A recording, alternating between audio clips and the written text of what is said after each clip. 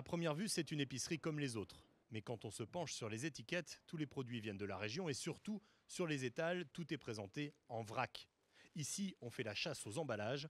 Pour se servir du contenu, il faut apporter le contenant. Je pense qu'il y a une démarche qui se met en place. Et j'ai vu que ça existait dans d'autres pays. Et je trouve ça bien que la première fois en France, c'est ici, quoi. Ça fait une semaine que j'attends ça, je reviens de vacances là et puis voilà, je suis venue tout de suite. Donc je vais voir ce que ça donne. C'est moins cher qu'en Biocop, donc c'est pas mal. On va voir. Comme on dit, c'est les habitudes de consommation, comme vous dites. Et voilà, ça ne se change pas du jour au lendemain, c'est vrai. Sur les emballages notamment, il y a certaines habitudes à prendre. Les associés se sont inspirés des épiceries existant déjà dans les pays nordiques notamment. L'idée de départ est simple, économiser sur les coûts de conditionnement et valoriser des produits issus des fermes de la région.